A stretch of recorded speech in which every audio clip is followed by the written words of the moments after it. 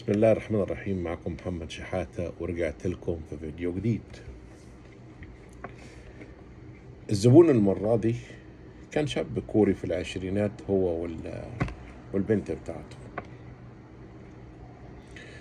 فيعني أول ما ركب معايا بنقعد ندردش مع بعض، أنت منين وبتاع. فأول ما عرف إن أنا مصري راح فاطط وجاي جنبي، قال لي ده أنا بقالي زمان بدور على أي حد مصري أتكلم معاه، عندي أسئلة كتير. قلت له اسأل. قال لي انت طبعا بتعبد فرعون. قلت له الله اكبر، ده رايحه منك. قلت له فرعون مين يا ابويا؟ قال لي مش الديانه المصريه هي ديانه فرعون؟ قلت له ايوه، ده انت في الطراوه يا ابن عمي. قلت له لا، ديانه مصر الاسلام والمسيحيه. قال لي يعني انت ايه، مش فرعوني؟ قلت له انا مسلم.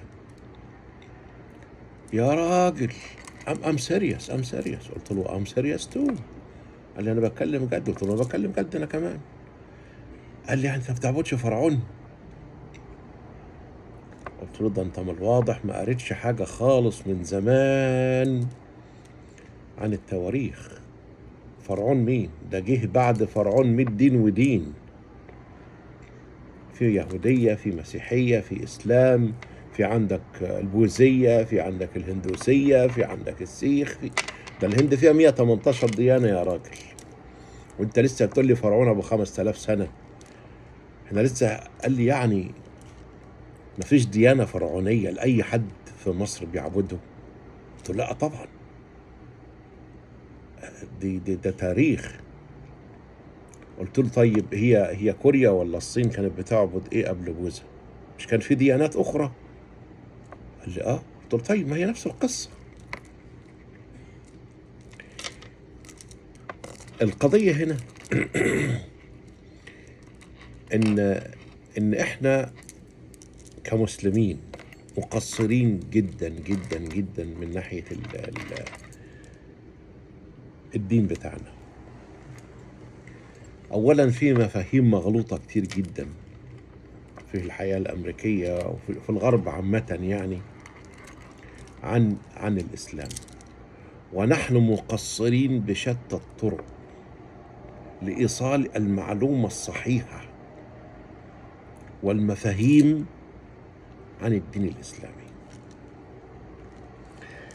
انا مره كان معايا برضو واحد اخ سعودي وشغال في الخارجيه السعوديه، وفتحت معاه المواضيع دي وقعدنا نتكلم وقد ايه ان الدين الاسلامي مهضوم حقه، واحنا السبب فيه مش حد تاني. احنا كشعوب اسلاميه نحن مقصرين في حق الدين. قلت له فتحت التلفزيون الامريكي، في عندك قنوات تبشيريه لليهوديه وقنوات تبشيريه للمسيحيه، قنوات بتعرض الديانه بتاعت التبت اللي هم جزء من الصين، بوذيين، عاداتهم وتقاليدهم، مراسم الزواج، مراسم الدفن، مراسم الجنازات. يعني أدق التفاصيل أنا شفتها عن التبت وعن البوذيين وعن اليهود والمسيح. يعني ديانات كتيرة ليها تلفزيونات، محطات تلفزيونية مفتوحة مجانية لعرض الديانات، إلا إحنا كمسلمين. فأنا بقول للأخ السعودي اللي شغال في الخارجية، قلت له يعني المكتبات الإسلامية إن كانت في مصر، في الأزهر، في السعودية، في باقي الدول الإسلامية، مليانة من كتب وفيديوهات ووثائق. يعني عندنا كنوز، يدوب نعمل محطة فضائية ونعرض فقط لا غير. يعني احنا مش محتاجين ان احنا نعد برامج عما نملكه، ده احنا نملك يعني وثائق ومكتبات مليئة يدوب هي قصة عرض فقط لا غير. فلما نحن مقصرين كدول إسلامية عن تمويل محطة تلفزيونية مش هتتكلف، يعني تكلفتها لن تتعدى 20 مليون دولار، عشان يعني نعرض الفهم الصحيح. يا إما عند الناس عندها هنا هو أفكار مغلوطة، يا ما عندهاش فكر نهائي. وإذا كان في حد فهو بيدور بنفسه عن المعلومة. يعني الأخ الكوري اللي سألنا على الديانة الفرعونية، واحد تاني برضه كوري غيره بيقول لي أنا عرفت إن المسلمين في مصر بيقتلوا أي ديانة أخرى عن الإسلام، أي واحد غير مسلم بيقتلوه. قلت له الله، ده أنت في الطراوة يا كابتن. قلت له ده بيحصل إمتى؟ في هذا العصر، ولا بتتكلم من 100 سنة ولا 200 سنة ولا من 1000 سنة؟ قال لي لا، ده دلوقتي إن الكلام ده بيحصل دلوقتي. قلت له هو أنت ما سمعتش عن حاجة اسمها سوشيال ميديا؟ مفيش تلفزيونات؟ ده لو واحد عطس في الصين العالم كله بيعرف عنه، لو واحد كح في كوريا بنسمع عنه في مصر. فيبقى السوشيال ميديا والدنيا كلها متقفلة ما تعرفش ان احنا بنقتل مين؟ قلت له طيب خلينا اجيبها لك بصراحة. يعني لو المسلمين عندهم عقيدة قتل غير المسلم، ايه اللي يخلينا نستنى 1400 سنة ونقتل النهاردة؟ ما كنا قتلنا من 1400 سنة وخلصنا ساعتها على طول. احنا يعني كنا مستنيين لما يبقى في سوشيال ميديا واعلام وفضائيات. قال لي انا سمعت. قلت له لا، صحح سمعك. وده ياخدني لقصة تانية برضو. يعني احد الاخوة المصريين المسيحي ركب معايا، عمره 45 سنة، هو من مواليد أمريكا وعايش في أمريكا وما بيتكلمش عربي. فبيقول لي يعني أنتوا بتتعظوا المسيحيين في مصر. قلت له ماشي، خلينا أخدها معاك واحدة واحدة. أنت زرت مصر؟ قال لي زرتها من 6 سنين قلت له طب لما رحت مصر يعني جه في المطار قال لك أنت مسلم ولا مسيحي؟ تعالى كده ولا؟ قال لي لا. طب لما ركبت التاكسي سألك أنت ديانتك إيه؟ قال لي لا. لما دخلت مطعم تاكل حد سألك؟ قال لي لا. لما رحت فندق، لما سويت؟ قال لي لا لا أبدا، ده أنا عشقت هذه البلد وبحلم بالزيارة التانية، رغم إني ما بكلمش عربي لأني مولود هنا وعايش هنا ومتعلم هنا. قلت له لا إله إلا الله. قال أمال من جبت منين حتة الاضطهاد ديت؟ قال لي ده السوشيال ميديا اللي بتقول. قلت له لا إله إلا الله.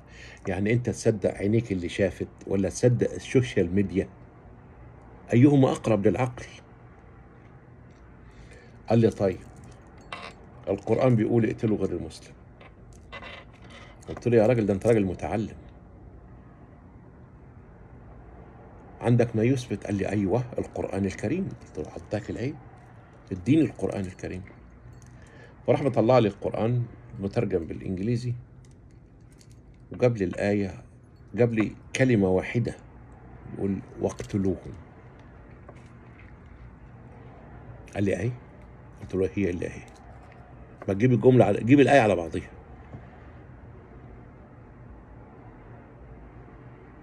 فالمهم أرى الآية. قلت له فين بقى فين الإشارة إلى قتل غير المسلم؟ قال لي كلمة اقتلوه. قلت له ما دي كلمة عامة، هل أنت فهمت معنى الآية؟ فقال لي لا. قلت له لا إله إلا الله.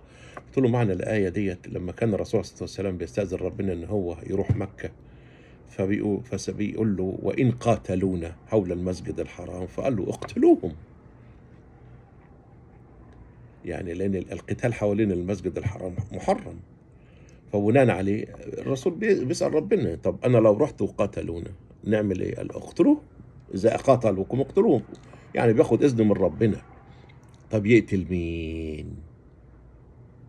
يقتل أهله، ولاد عمومته، عمامه الوثنيين، لا هم مسيحيين ولا هم يهود ولا هم أي حاجة، عبدة أصنام، ولا علاقة لهم بأي دين سماوي ولا دين أرضي،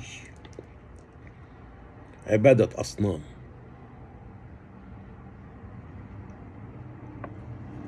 ففي عبء كبير جدا علينا لتصحيح المفاهيم، وتصحيح المفاهيم للأسف ما هي إلا حالات فردية، والحالات الفردية لا تغني ولا تسمن من جوع. لابد أن يكون هناك تكاتف عربي إسلامي بقيادة الأزهر لبث الفهم الصحيح للدين. الدين الإسلامي دين سلام ومحبة وأخوة، فلابد إن احنا نظهر هذه الحقيقة للعالم كله، وده لابد من تمويل محطات فضائية مجانية تذاع في كل مكان. وشكرا لحسن الاستماع. على فكرة أشكركم، ما تنسوش تعملوا لي سبسكرايب ولايك وشير عشان نحاول كلنا نستفيد. لو في أي معلومة، يعني لو أنت شايف إن أنت أي قصة أنا بقولها في حكاياتي من أمريكا بتستفيد بيها يبقى كتر خيرك، إن ما كنتش يبقى شكرا وبارك الله فيكم. السلام عليكم.